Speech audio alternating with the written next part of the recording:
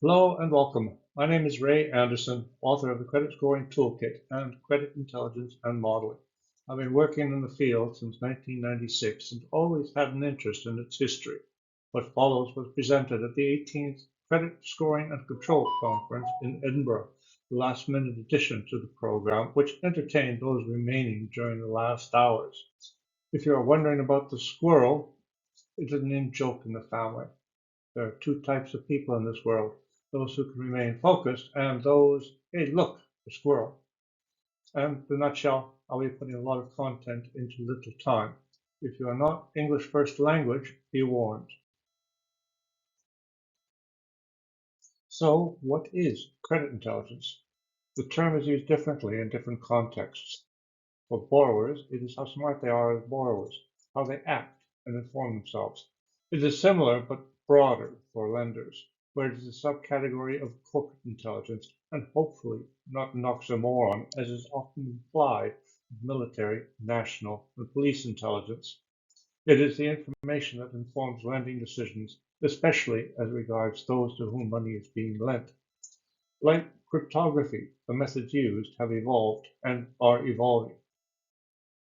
For most of history, lending was based upon personal relationships, providing prized property as collateral, or the threat of penalties for non-payment, often severe. Debt slavery was common amongst the ancients and led to revolts in Mesopotamia, Greece, and elsewhere. Under Roman law, a delinquent could be dismembered with body parts distributed to creditors, which puts the pound of flesh expression in context. In comparison, debtors' prisons were a slap on the wrist. During the early 1900s, the C's of credit evolved, the core components of what informs lending decisions that have been taught to credit managers for decades. Character was primary, as so many borrowers had no capital nor collateral, capacity was doubtful, and conditions included the sanctions previously mentioned. It was thought better to lend to a man of good character, no matter how rich he was. Borrowing money was, in some sense, a personality contest. But how do we get this information? Think of it like spy work, a calculated dance. First, you plan and direct your moves, setting the stage. Then slip into stealth mode to gather the clues before playing puzzle master to get the bigger picture. Once in hand, share those insights with the right folks and see how it plays out. Lastly, get feedback for improvement and dive back in. It's like solving a mystery, one step at a time. There are three streams here: trade credit, personal credit, and traded securities, in that order in terms of their formalization. A lot of this history relates to the sharing of information between people with common interests and disseminating it via print publishing and other means. Most of the history of credit intelligence relates to trade, albeit loans have been made to individuals and governments since antiquity. In ancient Mesopotamia, there were many debt revolts by impoverished peasants, and the first known sovereign default was in 478 BCE after much money was lost by Greeks battling Persians. For trade, there were many kinship-based networks like European Jews around the Mediterranean and South Asians around the Indian Ocean. Trade accelerated with the Industrial Revolution in the mid-18th century. We normally think of it in terms of production, transportation, and communication. But while factories roared and trains chugged, a sneaky intelligence revolution was brewing in terms of how we collaborate, operate, and evaluate. Of note is Huth and Company, a merchant banker who used methods likely honed since the Middle Ages. Frederick Huth had a network of friends with common interests who communicated by old-school mail. They informed not only on individuals but also on commodities and local conditions. The list of commodities traded is extensive, including exotics like ivory tusks and chinchilla skins, but tea and cotton dominated. Insurance and taking goods ownership played a major role. During the 17th century, a stimulant favored by Ethiopian goats found its way into Europe. Businessmen frequented newspaper-laden coffee shops where they shared their knowledge and experiences with others, including that of and with swindlers and sharpers. In England, this resulted in the formation of not-for-profit mutual associations that shared information via newsletters. The first of these exclusive societies was in London, but it was quickly followed by other cities. Interestingly, one was successfully sued in 1828 by somebody who was denied membership because his reputation was sullied. Go figure. Also, the associations lobbied for the retention of debtors' prisons, something we would abhor today. Those were definitely different times. At the same time, spies were engaged to aid business in the Americas. One was Thomas Ward, who in 1837 used 11 numbers of codes or grades that proved valid when reviewed after the 1840s depression, the first known instance of backtesting. Wholesalers often used salesmen whose feedback was often slanted to promote sales. Hence, some New York wholesalers engaged Sheldon Church to sleuth, but cheaper alternatives emerged, and Sheldon balked at Southern stagecoach travel and poor accommodations. Agencies grew out of wholesalers who saw the value of their information on creditors. Lewis Tappan founded the Mercantile Agency, a name that became generic, in 1840, which operated via franchises in different cities. They provided information on the spring and autumn swarms of country dealers who descended upon the major ports. Bradstreet was similar, but started in Cincinnati. There were many other competitors, but these two dominated the market and merged in 1933. Operations seemed quaint by today's standards. Lewis Tappan developed a network of credit reporters, mostly local lawyers, who provided coded information on townspeople in the hope of getting collections work. 4 became American presidents: Lincoln, Grant, McKinley, and Cleveland. By the 1870s, most reporters were full-time, and the Mercantile Agency was the largest single employer in the USA. The image here is of the agency's New York office, grander than most banks of the era, and like today, they endured lawsuits regarding data privacy and data quality. Bradstreet leapt ahead by putting his stock in trade in print and then providing ratings, a practice soon followed by Robert Dunn, who took over Mercantile in 1859. Of interest is that the book in this image has Benjamin Douglas's name, seemingly to keep 4 highly valued, long-standing employees from leaving. It has a lock and key and had to be returned to get an updated book. These agencies were very quick to adopt new technologies, especially when it came to communications, publishing, and filing. Robert Dunn ordered 600 typewriters from Eliphalet Remington, the rifle maker, in 1874, which gave Remington a huge boost. Multiple copies could be typed and distributed using carbon and tissue paper, and if all else failed, one could resort to the Epscocoane in a bottom drawer, a tea-like drink with a nerve agent. The late 1800s saw 2 major forces in North America: immigration and population mobility, that motivated collaboration amongst retailers. There were dealer associations, private bureau, and mutual associations founded by local chambers of commerce. Print publishing played a big role, but a lot of information was obtained through direct inquiries to bureau offices, which was made easier with telephones. Where once the company owner made all credit decisions, the 1880s saw the emergence of the credit man, who was responsible for all credit decisions and collections. As their numbers grew, they sought recognition for their profession and formed associations, just as lawyers and accountants were doing in that era. Credit men realized that they had common needs, things like published training materials, networking opportunities, and better intelligence. The information included ledger information via credit interchanges and standardized financial information from clients, which accountants thought a threat. The current ratio was amongst the first recognized as a predictor of financial health. In 1893, Chicago hosted the World's Columbian Exposition over several months and a credit congress over several days. From this came the National Association of Credit Men, which represented mostly wholesalers, but also spawned clubs for credit bureau retailers and bankers. The history is somewhat muddled, as the Bureau Club was followed by the Retailers Club, which became a Bureau Association. All exist in some form today. Women were also employed in credit during this era of suffragettes, first in its 1913 and more so during the First World War. They were jealous of the men's networking opportunities and established breakfast clubs in different cities. This photo is from the 25th anniversary of the Retailers Association in 1937 Spokane. The same year, it became the Associated Credit Bureau of America. The other stream is the rating agencies for traded securities, whether issued by industry, utilities, or government at any level. Here we see Henry Poor of Poor's Publishing, John Moody of Moody's Investment Services, John Fitch of Fitch Ratings, and both Luther Blake and Roger Babson, who feature in the history of standard statistics.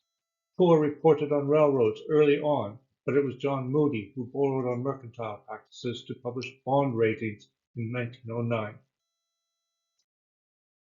Today, the Americans acknowledge 10 nationally recognized statistical ratings organizations, of which the latter three are best known. Some focus on countries like Japan or Mexico, or specific industries like insurance.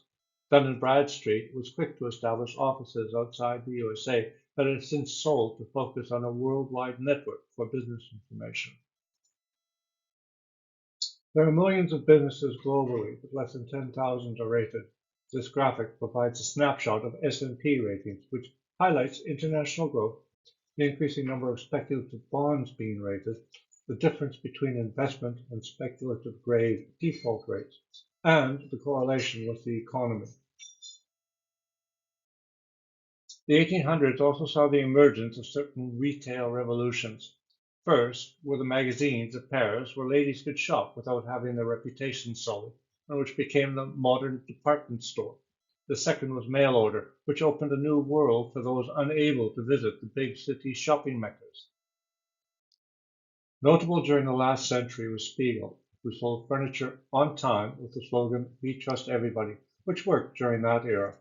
They moved into general mail order, and when recovering from the Great Depression, used a pointing system, the first known of anything resembling an application scorecard. Their advertising here says no charge for credit, but finance charges were hidden in the prices. The first attempt at a statistical scorecard was by David Durand for automobiles, as part of a government study on automotive lending. He concluded that although statistically significant, it was unlikely to be of practical use. Interestingly, women fared extremely well in this model, likely because there was no reject inference, and the few women that got loans were exceptional. 19 years later, Bill Fair and Earl Isaac became the first commercially successful and the great granddaddy of scorecard vendors that dominated the market for 15 years. Their first customer was American Investments, which had many regional offices for installment finance with different scorecards developed for each. Their success resulted less from the statistical methods than the industrial processes used to capture information. From that, we have credit scores used by the Credit Bureau that became an obsession first in the USA and then across the globe.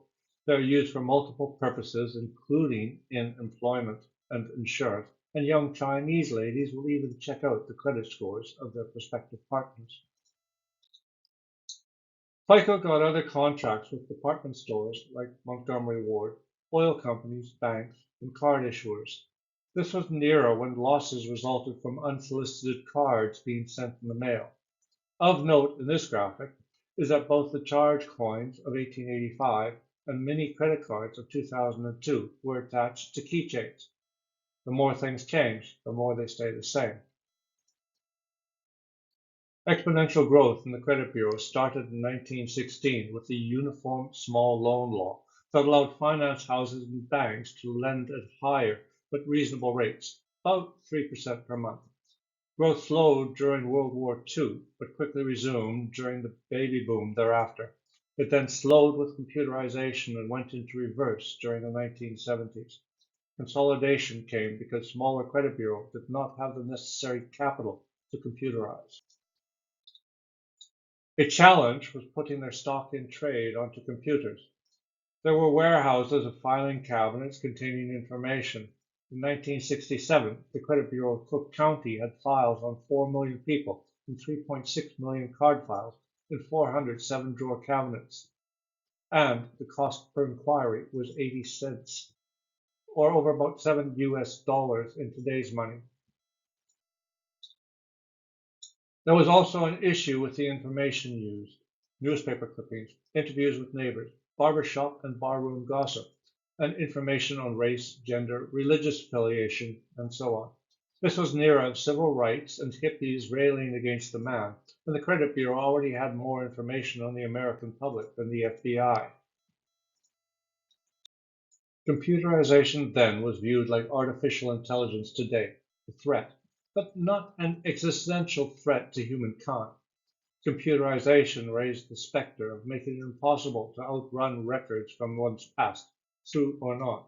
People wanted the right for their past indiscretions to be forgotten and not be retained forever on tape or disc. This resulted in Senate hearings involving representatives from academia, the bureau industry, and elsewhere. Legislation came to be. The first in 1970 limited what information could be retained, a balancing act between consumer privacy and access to relevant credit data. The second in 1974 was to address discrimination regarding race, religion, and so on, but provided an escape clause for statistically derived models that gave a huge boost to the credit scoring industry. Later legislation led to the housing boom and subsequent bust, where credit ratings and to a lesser extent credit scores played a role. In Europe, legislation in the 1980s was directed at data privacy and, more recently, at capital adequacy for banks and accounting standards for publicly traded companies. The same or similar frameworks are being adopted in many countries around the world in an era of global interconnectedness that fears financial instability. Several early credit bureaus appear in the corporate histories of today's big three. Only Equifax stemmed purely from the early credit bureau, albeit the retail credit company segued into insurance for many years. Of interest are TransUnion's origins in a rail car leasing company and experience in aerospace. Both had computer science skills that could be applied in new areas. For railroads, much computerization was for tracking boxcars, of which I had personal experience with the Canadian Pacific Railroad. While the Americans think in terms of the big three, there are two other significant players: CRIF, which originated in Italy, and Credit Info, which was founded in Iceland. Both have been expanding aggressively, but Credit Info is a minnow because it takes on the smallest countries. Each of these has different geographic footprints. This slide may be out of date as there are regular changes. TransUnion and Equifax dominate the Americas, and TransUnion has bought operations in Africa. By contrast, Experian, CRIF, and Credit Info have the greatest representation in Europe. There are a lot of independent players, but at the same time, many smaller countries have no bureau. FICO was practically the only scorecard vendor during the early years, but computerization and its failure to acknowledge the power of credit bureau data opened the door to other players, some of which were absorbed by the credit bureau.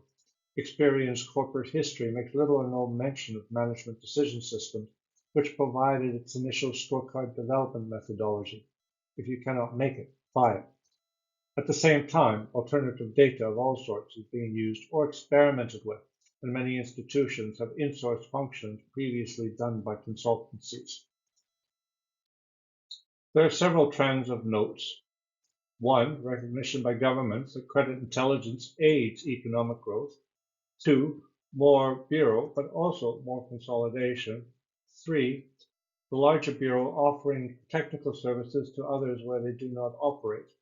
Four, the use of alternative data and AI/ML by both traditional and alternative players. 5, a move from generic to tailored offerings. And 6, a need for cross-border data sharing to address international migration. Success on that last count has been limited due to privacy concerns. There are expectations in this game. Most of the concepts here are obvious. Most interesting is changes amongst individual consumers. It is not enough to educate them about how the system works. They want greater control over their fortunes. This includes real-time access to the information that is held about them, especially to guard against identity theft. The statistical methods used over the years have varied. FICO used linear programming, while others used linear probability modeling before logistic regression became practical with improved computing power. At the same time, neural networks and other non-parametric techniques were used for fraud detection and elsewhere. The needs have also extended beyond simple predictions to sensitivity and other analyses. The rage today is machine learning. While powerful, some concerns are limiting its adoption, especially by highly regulated companies. Such models accommodate interactions and provide greater predictive power, but need to be monitored more closely and redeveloped more often. At the same time, many organizations prefer the transparency of traditional models. Risks arise from the use of models of any sort. This was especially highlighted by the subprime crisis of 2007 and 8 and COVID-19, where many models were discarded in favor of expert judgment. A need for model risk management is acknowledged. Is it the right model for the task? Were there issues with data quality? Were mistakes made during the development process? Was it implemented correctly? And are the reports delivered timeously to the right people? The types of models in play has also increased to accommodate the risks being faced. Climate change is first and foremost, especially the physical risks to infrastructure and transition risks from a switch to renewables. The other major categories relate to the societies within which we live, technological changes, volatile economies, and geopolitics. In hindsight, COVID-19 and the Russia-Ukraine war seem like black swan events, but similar has happened in the past, only long before data was being collected.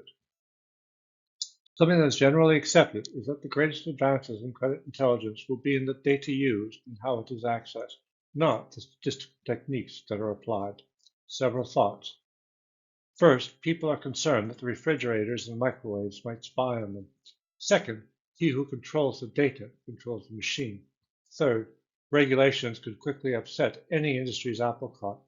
Fourth, human ingenuity can provide amazing solutions.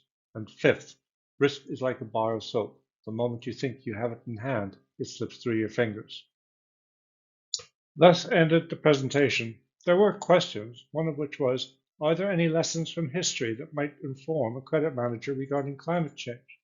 I was caught off guard and mentioned how the Black Death of the 14th century led to an increase in wages, stating that the human race is the problem. The link with climate change is uncertain, but the message is clear. How can we counter massive population growth without providing hope to parents who rely on children for social security? Much relies on urbanization and or infrastructure that aids education for a better future. Credit managers can aid this. We are typically cast as the bad guys, and I do not want to be the bad guy. We need to provide solutions that will benefit people and the environment. Thank you for listening.